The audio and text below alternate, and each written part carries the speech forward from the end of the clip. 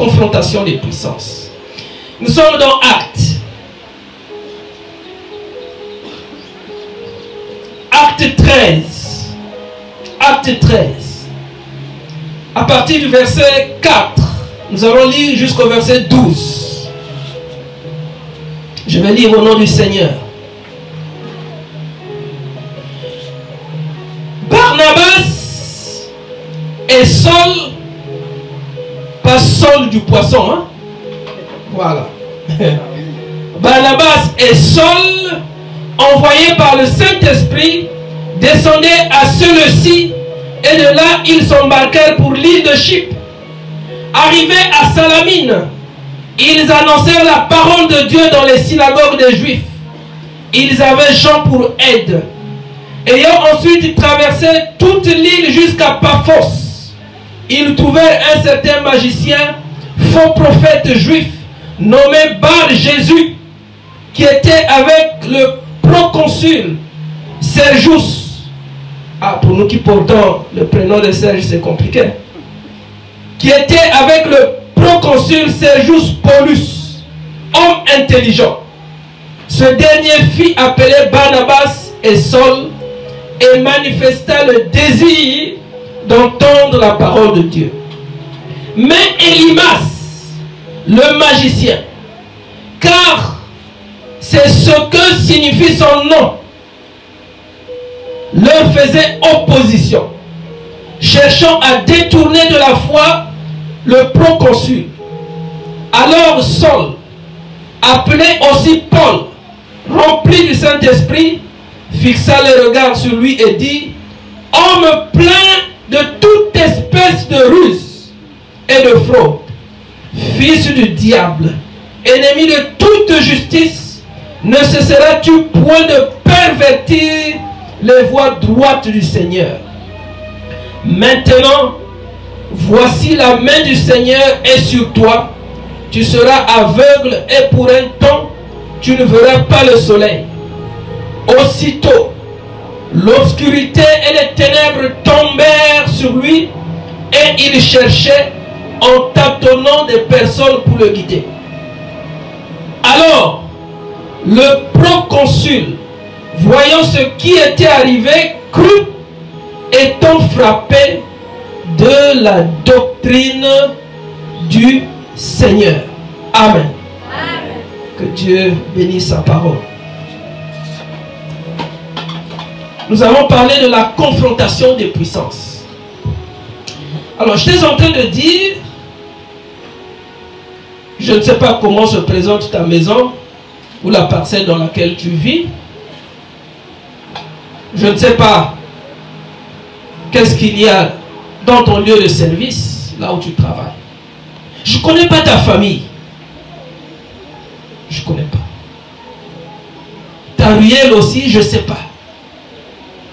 Peut-être que j'ai déjà vu des gens, mais je ne les connais pas. Mais je suis venu te dire ce matin que tu dois t'attendre à tout dans la vie. Amen. À Pointe-Noire, il n'y a aucune ruelle où c'est écrit ruelle des chrétiens. Est-ce que quelqu'un me comprend? Exact. Il n'y en a pas. Aucune ruelle à Pointe-Noire. Même s'il y a des pasteurs qui sont dans cette ruelle, même s'il y a des prophètes, aucune ruelle à Pointe-Noire où c'est écrit ruelle des chrétiens. Même s'il y a une église. Non. Personne ne dira que cette ruelle-là, de la première parcelle jusqu'à la dernière, il n'y a que des chrétiens. Personne. Vous savez, c'est au Nigeria où, parce que là au moins, ça paraît vrai, où un grand homme de Dieu a acheté toute une étendue, c'est-à-dire qu'il en a fait une ville. Et il y a comme un enclos. Il a fait construire des maisons et il n'y a que des chrétiens, ceux qui sont dans son église ou dans sa communauté, qui y vivent. Est-ce que vous le savez? Là-bas au moins on peut le vérifier. Ça veut C'est-à-dire que là-bas, si on prie le vrai Dieu, parce qu'on compte les maisons, c'est toute une ville. Parce que c'est pas n'importe qui y entre. Tout ce qu'il y a là-bas, que ce soit les commerces, les écoles, tout, c'est pour cette communauté-là. Cette communauté chrétienne. Je ne sais pas s'il y a des sorciers là. Je n'atteste rien. Je ne sais pas s'il y a des magiciens là-bas. S'il y a des magiciens, s'il y a des sorciers, ça veut dire que dans cette église-là aussi, il y en a beaucoup. Amen. Qu'il y en a quand même. Même si on dit que c'est une église chrétienne. Donc la confrontation des puissances, c'est le quotidien de tout chrétien. Est-ce que quelqu'un me comprend? Amen.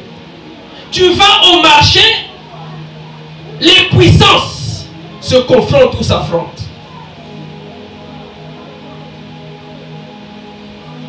Tu vas faire ton marché quelque part. Tu vas faire, je ne sais pas, ce qu'on appelle les achats. Confrontation des puissances. Tu vas à l'école. Parce qu'aujourd'hui, c'est vrai qu'il y a des églises, on dit non, école chrétienne. Mais comme les chrétiens, tous les chrétiens n'ont pas d'argent. Et comme l'école doit fonctionner, amen, on ouvre l'école à tout le monde. Même si au départ, c'est un pasteur qui a eu la vision pour cette école-là. Mais il cherche l'argent. Ce n'est pas gratuit. Vous avez déjà vu une école ici à Pointe-Noire? Même l'école d'une église où on dit c'est gratuit. Ah! Donc tout le monde, il vient. Amen. Il suffit de donner ton argent. Tu rentres. Tu payes. Que tu sois de cette communauté-là ou pas. C'est ton argent, tu payes pour tes enfants. Je suis surpris, étonné que les enfants de Dieu se disent non. Là où je suis là, il n'y a rien. Il n'y a pas de confrontation de puissance. La confrontation de puissance, même dans les bus. Tu rentres dans les bus. Comme toi, tu n'as pas l'argent pour prendre le taxi. Si on met Kofi là, on met Fali ou Poupa, tu vas dire quoi dans le bus? Ce royaume-là veut que tu écoutes. Tu dois écouter ça. Amen. Même si tu te bouches les oreilles, tu vas écouter un peu. Mais tu ne peux pas faire autrement. Prends le taxi. Quand tu prends le taxi, tu es libre. Tu peux dire au chauffeur, vous m'arrêtez ça. Mais dans le bus, tu vas faire quoi? Tu vas dire quoi? Dans le bus, tu n'as rien à dire. Confrontation des puissances. Tu arrives dans une société. Le patron ne prie pas avec toi. Il ne prie même pas. Tu as même peur de lui dire non, chef, à telle heure je dois aller à l'église. Parce que tu sais que chez lui ça ne passe pas. Chez lui ça ne passe pas. Tu arrives dans un bureau, comme c'est pas toi le chef, c'est pas toi qui ouvre, c'est lui qui fait ouvrir le bureau. S'il a déjà fait des choses là, toi tu n'as rien à dire. Tu n'as rien à dire. Je vous partage un petit témoignage. Après je reviens.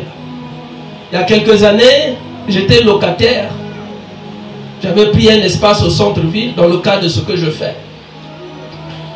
Et quand je prends cet espace-là, quand j'arrive, je dis bon, ici c'est chez moi, c'est-à-dire que c'est moi qui loue la partie là. Je change les rideaux.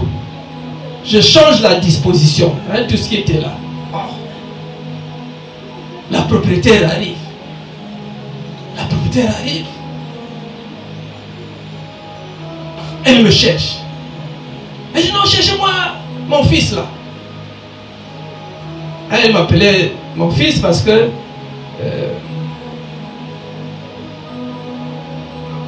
C'était une parente à maman. Je veux la voir là. Je dis, maman, tu as besoin de moi. Oh non, je voulais savoir si tu étais là. Une autre fois, en tout cas, maman, elle est venue là, elle a dit qu'elle te cherche. Je dis, qu'est-ce qui se passe? Oh non, toi, les rideaux que tu as mis là, la couleur là, tout ça. Il faut enlever ça, il faut changer ça. Mais ça, c'est mes bureaux à moi. Oh non, il change la couleur là et tout ça. Je dis, bon, je ne comprenais pas. En tout cas, ce n'est pas le Saint-Esprit qui m'avait dit, il faut. Vous savez, le Saint-Esprit n'est pas obligé de te parler. On ne force pas le Saint-Esprit à nous dire ce que nous voulons. S'il veut te parler, il te parle. S'il ne veut pas te parler, il peut passer d'une autre manière. La Bible dit qu'il nous parle tantôt d'une manière, tantôt d'une autre. Le problème, c'est que nous ne faisons pas attention. Ça a commencé un peu... Une autre fois, elle vient et me dit, toi, tes bureaux là, c'est joli, hein? Alors que chez elle, ces bureaux-là, c'était comme les bureaux d'un ministre. Mais chez moi, je n'avais rien. J'avais même des chaises en bois. Des bureaux sont jolis. Mais de temps en temps, tu peux me laisser la clé parce que je peux tenir même la réunion chez toi ici. Là, ça commence à être suspect. Là. Ça commence à être suspect. Je dis, c'est pas possible. Elle voyait la chaleur, moi je ne voyais pas la chaleur. Après, c'est son mari qui m'appelle. Il dit, mon fils, viens d'abord. Mais il y a ta maman là qui dit que bon, il y a des gens qui viennent prier ici chez toi, tout ça c'est des bureaux. Je dis, les gens viennent prier chez moi. Comment ça les gens viennent prier chez moi? Oh non, c'est ce qu'elle a dit, parfois la nuit tu reçois des gens ici. Je dis, moi je suis locataire, c'est mes bureaux. Hein? Mes bureaux. Donc je peux recevoir qui je veux.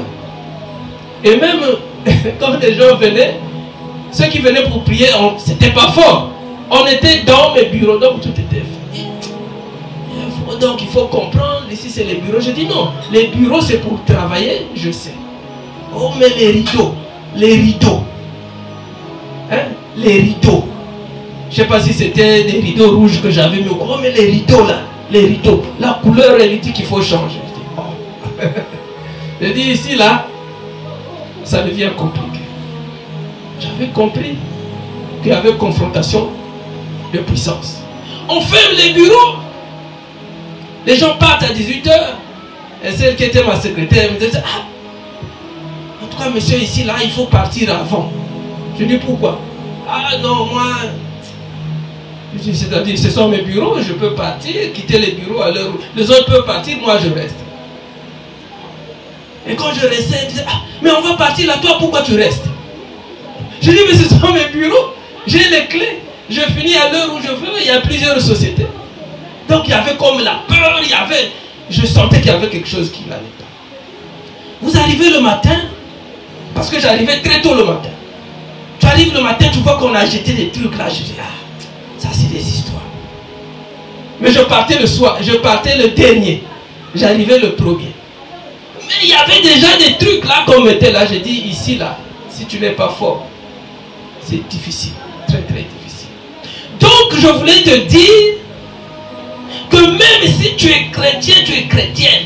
Même si tout le temps tu dis non, sans effet, la confrontation de puissance sera toujours devant ta porte. Le royaume de Dieu est tout le temps en confrontation avec le royaume des ténèbres. Tout le temps. De plusieurs manières. Tout le temps de plusieurs manières. Alors,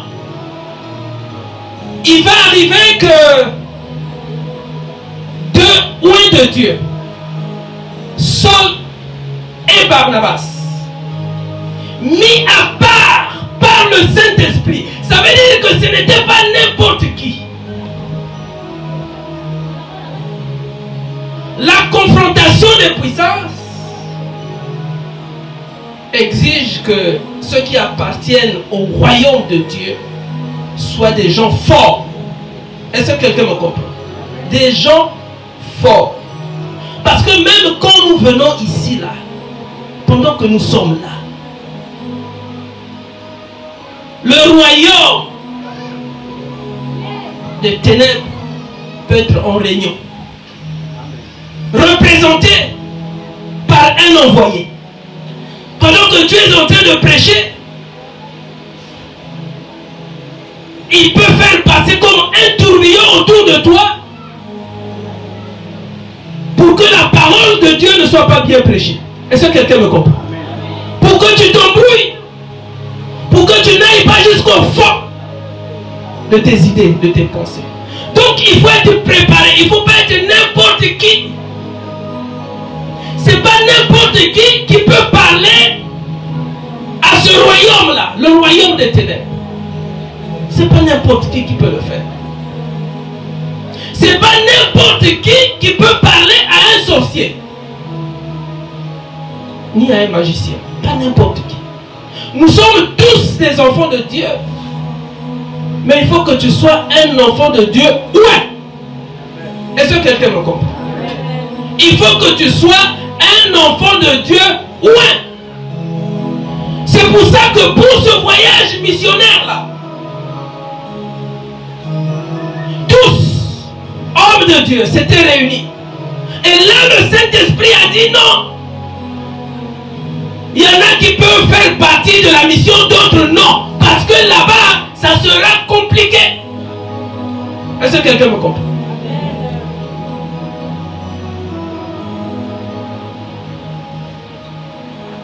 C'est pour ça qu'en ciel, si tu as un appel pour le ministère, il faut que tu te prépares. Il y a ce qu'on appelle les combats visibles et les combats invisibles. Visibles et invisibles. Dans ce monde-là, on n'attaque pas que la nuit, même le jour. Même pendant que tu es sur la chair. La confrontation des puissances, même quand tu lis la Bible, il faut être prêt, il faut être préparé. Alors la Bible dit, nous sommes toujours dans Acte 13, verset 2.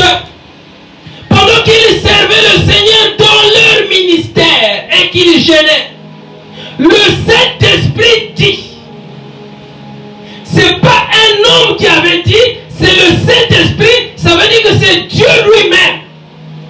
Le Saint-Esprit dit, mettez-moi à part Barnabas et Saul pour l'œuvre à laquelle je les ai appelés. Le Saint-Esprit dit, mettez-moi à part ces deux personnes-là, ces deux hommes de Dieu-là, Barnabas et Saul, pour l'œuvre à laquelle je les ai appelés. Alors qu'ils étaient nombreux, les ministres de Dieu qui étaient là. Mais la Bible dit qu'ils se sont fait aider aussi dans leur voyage missionnaire. Ils se sont fait aider par Jean. Il y avait toute une équipe. C'est pour ça que quand vous allez même pour visiter un malade, quand vous vous rendez quelque part, dites-vous que là où nous allons, même si on vous a appelé pour une simple prière, vous devez vous dire qu'il y aura confrontation de puissance. Et on ne doit pas amener n'importe qui. Est-ce que quelqu'un me comprend? On ne doit pas amener n'importe qui. Même si tu es intercesseur, même si tu es chante, même si tu es pasteur, vous savez, il y a des ministères qui demandent un certain nombre de charismes, un certain nombre de dons. Parce qu'il n'y a que le surnaturel là-bas. Il n'y a que le surnaturel. Alors, ils vont donc effectuer un voyage missionnaire. La Bible dit Barnabas et Saul, envoyés par le Saint-Esprit. Envoyés par le Saint-Esprit. Parce que le Saint-Esprit savait que là-bas, à Chypre, il y aurait confrontation de puissance. Est-ce que quelqu'un me comprend? Parce que la destination de Barnabas et Saul, c'était Chypre. C'était Chypre. Alors, ils sont passés par un port appelé Séleucie. Et de là, ils ont pris un navire pour Chypre.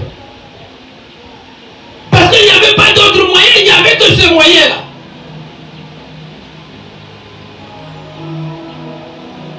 Direction Chypre. Mais avant d'arriver à Chypre, ils sont arrivés dans une autre ville portuaire appelée Salamine. Salamine. Il y avait un port là, et là se passait un grand commerce.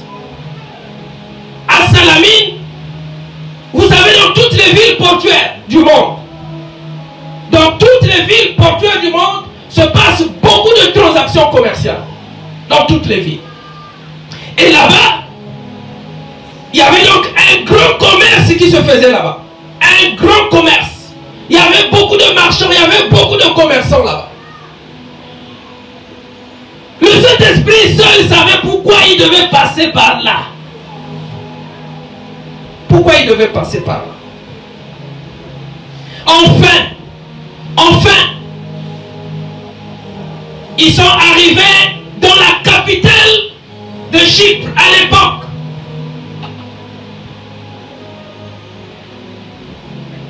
Dans cette capitale appelée Paphos. C'est là où, véritablement, ils ont compris pourquoi le Saint-Esprit les avait envoyés là. Ils sont à Paphos.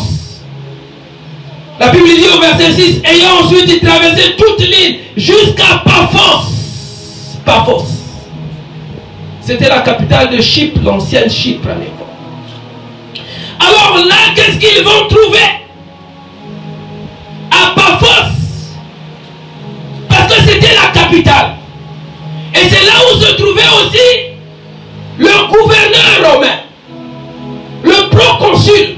C'était ça le titre donné au gouverneur romain. Donc toute la politique se faisait là. Et en ce temps-là, dans la capitale, c'est là où les gens venaient adorer les autres dieux. Ils étaient là. Ça veut dire qu'ils savaient, ils étaient déjà avertis. Parce qu'ils n'avaient pas été choisis au hasard. Quand le Saint-Esprit dit, mettez-moi à part Barnabas et Saul pour l'œuvre à laquelle je les ai choisis, ça veut dire que ça devait être compliqué pour eux. Et pourtant ils étaient nombreux à servir le Seigneur. Ils étaient nombreux. Mais le Saint-Esprit n'a pas choisi tout le monde. À l'église, on ne peut pas choisir tout le monde pour un service donné. Ce n'est pas possible. Vous ne pouvez pas vous demander, non mais le pasteur, pourquoi il n'a pas pris un tel, pourquoi il n'a pas pris... Dieu sait pourquoi. Dieu sait pourquoi. Parfois les gens s'agitent pour rien. Oh, un tel est là depuis longtemps, un tel est là, pourquoi on ne l'a pas choisi? Pourquoi? Non. Dieu n'est pas dans l'ancienneté. Est-ce que quelqu'un me comprend? Dieu n'est pas dans l'ancienneté par rapport au nombre d'années passées à l'église. On peut avoir été dans une église depuis 20 ans et avoir un ancien jeune, on ne dit pas nouveau converti, mais un ancien plus jeune que vous. Oui, vous n'allez pas dire non, moi je suis là depuis 20 ans. C'est nous qui avons commencé cette église-là. Mais pourquoi seulement l'autre? Pourquoi pas moi? Ah frère, tu sais ce que pense le Saint-Esprit. Les gens n'ont pas boudé, ils étaient nombreux. Il y avait même des prophètes parmi eux. Quand le Saint-Esprit a choisi Barnabas et Saul, Dieu savait pourquoi cela. Et pourquoi à leur côté, il avait mis Jean comme assistant. Vous savez qu'il y a des gens à l'église, ils ne parlent pas, apparemment ils ne jouent pas un grand rôle, mais vous ne savez pas pourquoi ils sont autour du pasteur. Vous ne savez pas. dites, mais lui aussi il joue quel rôle? Peut-être qu'il joue le rôle d'assistant ou d'assistant dans le secret. Vous ne savez pas. On pense que les serviteurs de Dieu, c'est seulement ceux-là qui viennent prendre la parole, là, qui sont devant en train de parler. Non, c'est faux. Et ils ont eu un assistant qui était là. Jean, il les a assistés. Alors quand ils arrivent à Paphos, la Bible dit qu'ils trouvèrent un certain magicien, mais faux prophète. Mais ça veut dire qu'à Chypre, les gens savaient qu'il y avait un prophète. Mais la Bible nous présente cette personne-là comme un faux prophète. Est-ce que quelqu'un me comprend? Ça veut dire qu'il était connu dans la vie. Il était connu. Il était même nommé Bar Jésus, qui signifie aussi Elimas. C'est le même nom. Elimas, c'est aussi lui. J'ai connu un ami, on était ensemble, on faisait les affaires. Et on l'appelait Vieux Elima. Vieux Elima Ngado. Il aimait ce nom-là. En réalité, il a joué dans une grande équipe du pays, Étoile du Congo. Bon, vous savez les sportifs, hein, ce qu'ils font. C'est tellement qu'à l'époque, c'est là où qu'on lui avait donné ce nom-là. Vieux Elima. Hein? Bon, je ne sais pas, ceux qui avaient trouvé ça, c'est tellement qu'ils avaient lu. Hein? Ils avaient pris ça dans la Bible. Amen. Voilà, magicien, il était tout. Bar Jésus aussi, c'était lui. Est-ce que vous me comprenez? Amen. Mais lui, il a porté ce nom. Bon, c'est-à-dire que je me disais, il y a des gens qui sont courageux. Tu sais pourquoi on t'a donné ce nom-là et tu continues à le porter jusqu'à un certain âge. Alors,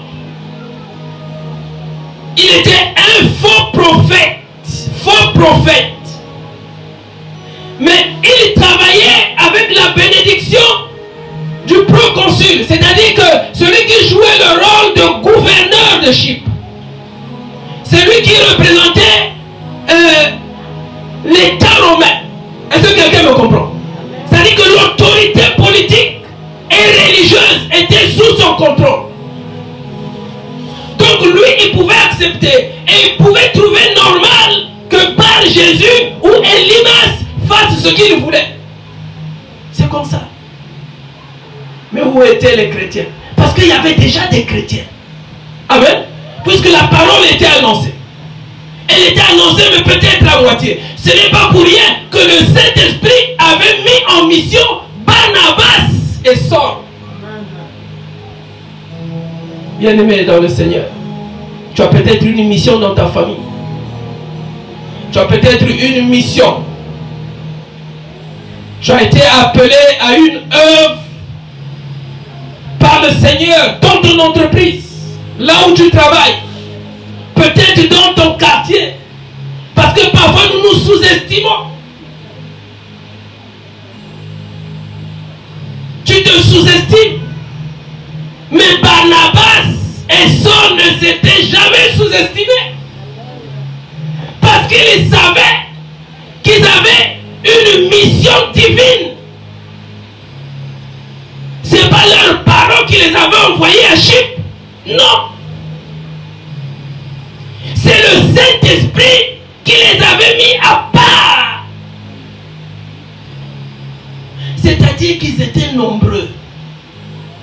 Dieu, par le Saint-Esprit, a dit, mettez-moi à part Barnabas et Saul pour l'œuvre à laquelle je les ai appelés. C'est tellement que Barnabas et Saul, là où ils étaient surpris, en train de se dire, oh, mais nous sommes nombreux. Pourquoi seulement moi Barnabas? Pourquoi seulement moi Saul? Saul appelait aussi Paul. Ils ont accepté la mission. Parce qu'il y en a qui refusent la mission. Tu es appelé par Dieu, mais tu résistes. Il y en a qui ont honte même de leur famille. Et il y a des gens qui ont honte de servir Dieu à cause de leur famille. Il y en a qui ont honte de servir Dieu ou de montrer leur identité là où ils travaillent. Parce qu'ils ont peur.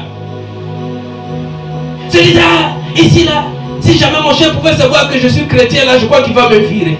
Oh. Il va te virer. Parce que lui, il est Dieu. Si tu es loin de Dieu, si tu as été mis à part, parce que nous avons tous été mis à part pour le servir, c'est ce que nous oublions. C'est pour ça que quand le Seigneur m'a appelé, je n'ai point hésité. Amen. Je n'ai point hésité. Pourquoi tu hésites? Pourquoi as-tu peur? Pourquoi? Pourquoi? Ah non, sinon je vais perdre le boulot.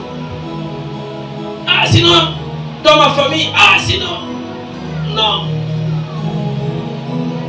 Tu peux garder ton identité et rester chef de ta famille.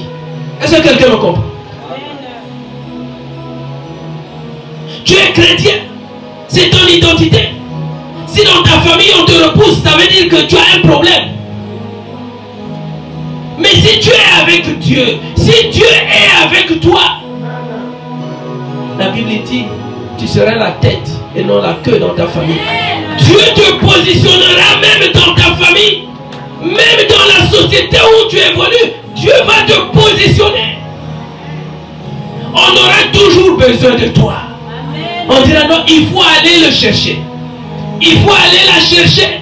Sans toi, rien ne se fera. Parce que sans Dieu, rien ne peut se faire dans ce monde. Rien. Alors, le proconsul, gouverneur de Chypre, était lié à Élymas. Il était lié à Bar Jésus. Parce qu'il faisait aussi, il donnait aussi des prophéties. Est-ce que quelqu'un me comprend? Il donnait aussi des prophéties. Mais avec quelle source? Donc pour lui c'était normal. Certainement que pour beaucoup de gens aussi, pour beaucoup de Chypriotes, des gens de Chypre, c'était normal. Parce que même dans nos familles, dans le lieu, partout où nous évoluons, parfois nous pensons, nous trouvons normal. Qu'il y ait des magiciens, qu'il y ait des sorciers. Parce qu'il y en aura toujours. Est-ce que quelqu'un me comprend? Il y en aura toujours. C'est pour ça que j'ai parlé d'une confrontation de puissance qui ne finira jamais. Ça ne finira jamais, jamais, jamais, jamais. Alors, qu'est-ce qui va se passer? La Bible dit que le proconsul, donc le gouverneur, appelé Sergius Paulus, il avait une particularité, c'était un homme intelligent. Un homme qui pouvait quand même distinguer les choses. Certainement qu'il était en train de se dire, mais longtemps j'ai vu par Jésus travailler. Je vois ce que par Jésus fait. Parce que ça se passe là où moi je suis gouverneur. Je vois ces choses. Mais je suis en train d'entendre maintenant une autre voix. Est-ce que quelqu'un me comprend? Quand la parole de Dieu est prêchée, même un sorcier, même s'il ne vous le dit pas, il entend quelque chose. Il entend quelque chose. Même s'il dit à vous vos églises là, ça veut dire qu'il a entendu quelque chose. Ah, vous aussi tout dans l'église, il a entendu quelque chose. Et je veux qu'il entende un jour le Seigneur lui parler à l'oreille. Vous savez, Dieu sait traiter les méchants. Un jour, sur le chemin de Damas, le monsieur là, Saul, appelé Paul, il s'apprêtait déjà à aller persécuter l'église. Ça veut dire qu'il y avait une confrontation de puissance. Mais le Seigneur l'a arrêté sur son chemin. Est-ce que quelqu'un me comprend? Il l'a arrêté. C'était pour lui dire que le royaume auquel tu appartiens là, le royaume des ténèbres, ne peut pas être plus fort que le royaume de Dieu que moi je représente. Il de Damas. Au point où Paul s'est senti persécuté. Et pourtant c'est lui qui allait persécuter. Mais lui-même il s'est senti persécuté. Et 3 jours, le Seigneur lui a fermé les yeux. Vous voyez jusqu'où la confrontation des puissances peut nous amener. Tu n'as rien à craindre.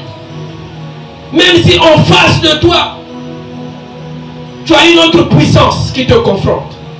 Tu n'auras rien à craindre. Même si en face de toi, tu as un magicien. Même si en face de toi, tu as un sorcier. Tu n'as rien à craindre. Mais c'est bizarre, les enfants de Dieu continuent à avoir peur des sorciers. Continuent à avoir peur des magiciens. C'est pas possible. Pour faire l'argent aussi, les gens disent, ah, ça c'est l'argent des magiciens. Mais tu n'auras rien dans ta vie. Amen. Tu n'auras rien dans ta vie. Tu oublies que ce qui entre, qui passe par tes mains, c'est déjà sanctifié. Pourquoi tu as peur? Si tu as travaillé, c'est ton salaire. Même si c'est un magicien qui te paye, tu prends.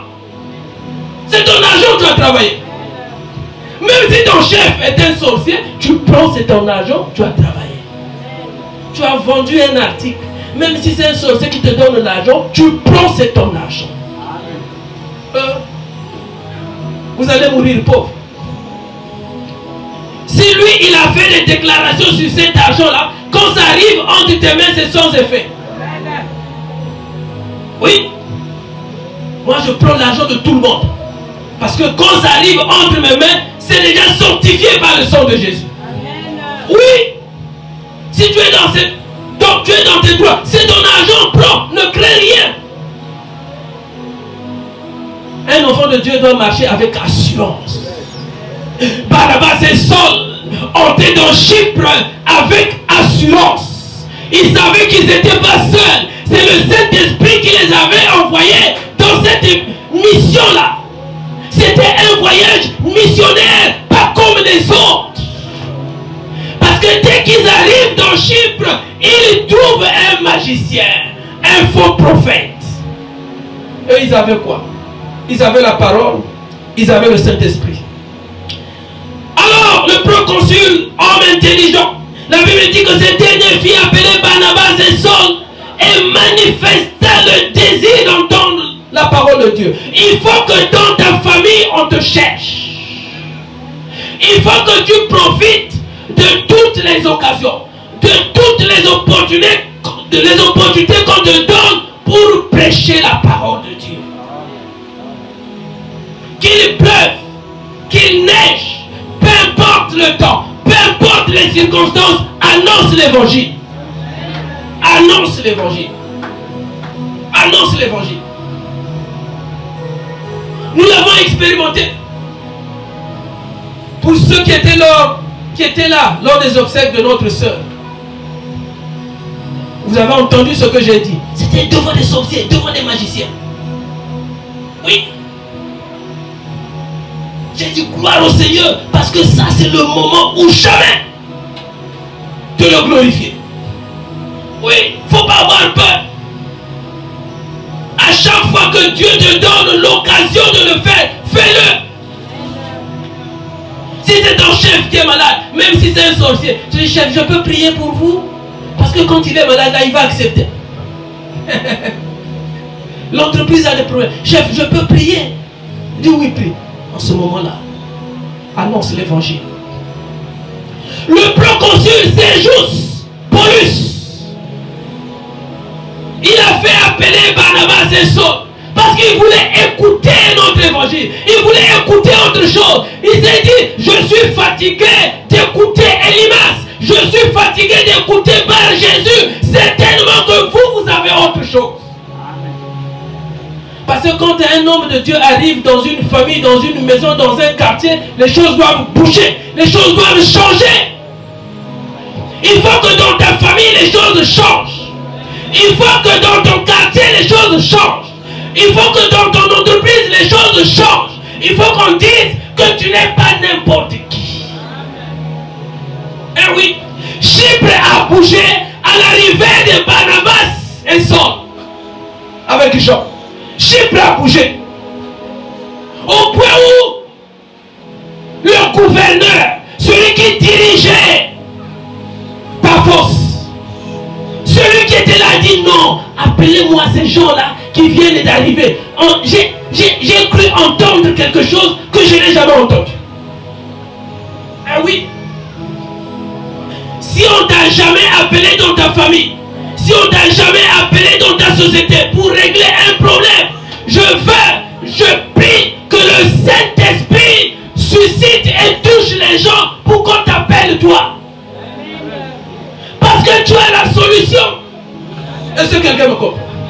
Parce que tu as la solution. Nous avons la solution au nom de Jésus. Parce qu'il y a un choix à faire. Le Saint-Esprit dira non. Prenez ce que lui va vous dire. Prenez ce qu'elle va vous dire. Parce qu'il n'est pas n'importe qui. Tu n'es pas n'importe qui. Moi, je ne suis pas n'importe qui. Je ne suis pas n'importe qui. Dis que tu n'es pas n'importe qui. Tu n'es pas n'importe qui. Tu n'es pas n'importe qui. Ne te sous-estime pas. Non. Le problème, c'est que les enfants de Dieu se sous-estiment. Les hommes de Dieu se sous-estiment. Je vois des serviteurs de Dieu. Tu es pasteur, tu es prophète. Mais parfois, les gens sont là. Tu es derrière. Tu ne sais pas qui tu es. Amen. Même si tu n'as pas l'argent, devant Dieu, tu es riche. Eh oui. Devant Dieu, tu es riche. Un homme de Dieu ne peut pas être mendiant. Non. Tu ne peux pas. Tu es prophète. Tu ne peux pas être derrière les gens pour te demander de l'argent. Tu ne peux pas. Tu es différent des autres. Tu dois être différent des autres. Alors il a eu le désir d'entendre la parole. Mais il avait une opposition. L'opposition là était représentée par Elimas le magicien. Ça veut dire qu'il y avait confrontation de puissance. La puissance du royaume des ténèbres représentée par Elimas ou par Jésus. Et la puissance du royaume de Dieu représentée par Barnabas et Saul. Et là, le proconsul était là. Il se disait, mais où dois-je aller? Quel évangile, quel message dois-je entendre? Est-ce que je dois entendre les paroles venant du proconsul, le gouverneur, celui qui nous dirige? Ou dois-je entendre la parole venant des hommes qui viennent d'arriver? Confrontation de puissance. Partout où tu iras, il y aura confrontation de puissance. Confrontation de puissance. Même à l'église, il y a confrontation de puissance. Le pasteur parle, il y a une autre voix qui dit le contraire. Confrontation de puissance. Dans ta famille, il y aura toujours confrontation de puissance. Tu dis non, Dieu ne veut pas. Il y en a qui disent non, où est Dieu ici? Confrontation de puissance. Ah oui. La Bible dit, mais Elimas le magicien, car c'est ce que signifie son nom, leur faisait opposition, cherchant à détourner de la foi le proconsul. À un certain moment, quand on est enfant de Dieu, on veut s'imposer, il faut blâmer. Est-ce que quelqu'un me comprend? Il faut passer à l'offensive. À l'offensive. À l'offensive. Parce que jusque-là, Barnabas et Saul étaient à la défensive. Est-ce que quelqu'un me comprend? Mais il va se passer quelque chose. La Bible dit, alors Saul appelait Paul, rempli du Saint-Esprit, fixa les regards vers lui. Il a regardé le proconsul. Pas avec les yeux de la chair, mais avec les yeux que le Saint-Esprit lui avait donné lorsqu'il le mettait à part pour effectuer ce voyage missionnaire. La Bible dit qu'il a regardé, il était rempli du Saint-Esprit. Il a fixé les regards sur lui et il dit, homme plein de toute espèce de ruse et de fraude. C'est ce qu'était Elimas, c'est ce qu'était aussi un peu le proconsul. Il dit, homme, espèce de ruse et de fraude, fils du diable, ennemi de toute justice. Ah, c'est fort. Ne cesseras-tu point de pervertir, excusez-moi, c'est la confrontation des puissances. Amen. Et là, c'est dit, hey, pasteur va m'attaquer. Hein? Merci, que Dieu te bénisse. La Bible dit, et c'est Saul qui parle. Vous savez, à un certain moment, quand l'esprit résiste, il faut le regarder droit dans les yeux, lui intimer un ordre. C'est comme ça qu'il faut faire. Il y a aussi des chants ou des cantiques qui doivent nous révolutionner. Il ne faut pas seulement être dans les cantiques où tu pleures, Non! À un certain moment, le diable veut entendre une voix en train de rugir. Une voix en train de gronder. Une voix en train de dire stop. Ça suffit. Tu ne peux pas tout le temps être là. Oh, en train de chanter, en train d'adorer, c'est bien tout ça, en train de pleurer. Non, il y a des situations qui n'ont pas besoin de pleurs. Est-ce que quelqu'un me comprend? Amen. Il faut dire stop la pauvreté. Il faut dire stop le chômage. Il faut dire stop la maladie. Il y a confrontation de puissance. On t'a dit c'est les puissances qui se confrontent. C'est pas des merci, je reste seulement comme ça. Tu restes comme ça, mais tu vas rester comme ça. Si tu dis au diable, je reste seulement comme ça, le diable va dire, viens, reste comme ça. J'ai gagné. Vous devez vous rebeller contre la pauvreté. Vous devez vous rebeller contre la maladie. Contre la maladie.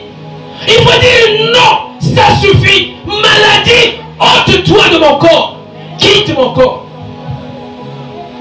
Oui. Lien de famille, aujourd'hui, je vous détache de mon corps. Je vous détache de mon corps. Esprit de mari de nuit, aujourd'hui ça suffit. Je suis fatigué. Je vous renvoie dans les lieux arides. Mari de nuit, arrêtez. Plus dans ma maison, plus dans ma famille. C'est fini. Cancer, gangrène, maladie, d'où que tu viennes, tu t'arrêtes aujourd'hui. Ça suffit.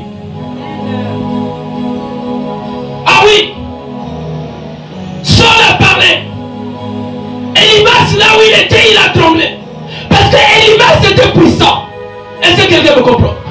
Elimas était puissant. Mais la puissance en Saul et Barnabas dépassait la puissance d'Elimas. La Bible dit tel pas. Celui qui est en toi est plus fort, plus puissant que celui qui est dans le monde. Amen, amen. Saul et Barnabas l'ayant compris, ils se sont dit, le petit magicien là, aujourd'hui, il faut qu'il arrête. Ah oui.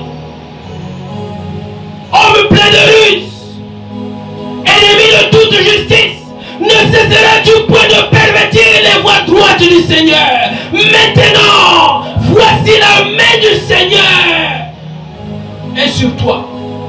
Tu seras aveugle pour un temps et tu ne verras plus le soleil. Oui, il faut déclarer. La puissance de Dieu nous amène et devait nous amener à faire des déclarations claires et précises. Oh bon, si tu veux, tu peux quitter mon corps. Non. Si Dieu veut, il peut me libérer. Non. Non, si Dieu veut, bon, il va me donner un mari. Oh. Bon, toi tu veux ou tu veux pas? Non, si Dieu veut, il va me donner un travail.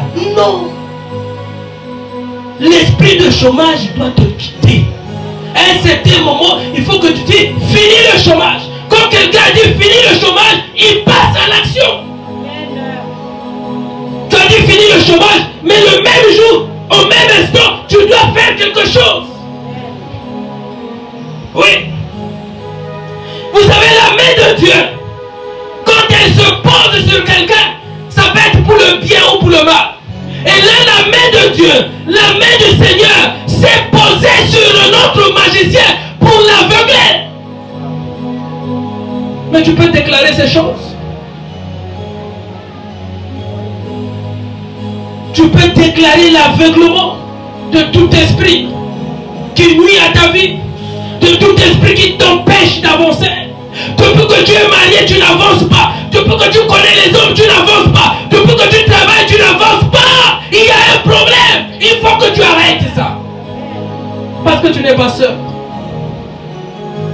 L'évolution de l'homme, l'évolution de la femme, l'évolution normale veut qu'on aille de la plus petite échelle à la plus grande. De la plus petite position à la plus grande. Il ne faut pas dire non, Dieu, c'est Dieu qui veut que je sois seulement comme ça. Oh, Dieu veut quoi? Chez moi, Dieu ne veut pas que je sois seulement comme ça. Il faut que je monte. Il faut que je monte. Il faut que je monte. Il faut que tu montes. Même en puissance. Il faut que tu montes. Il faut que tu montes. Il faut que tu montes. Aujourd'hui, tu dois monter. Tu dois monter. Il faut que tu fermes les yeux des sorciers. Il faut que tu les fermes. Il faut que tu fermes les yeux des magiciens. Et il faut que tu les fermes. Il faut que tu déclares ces choses. Il faut que tu déclares ces choses. Finis ces choses-là. Est-ce que tu peux te mettre debout? Alléluia.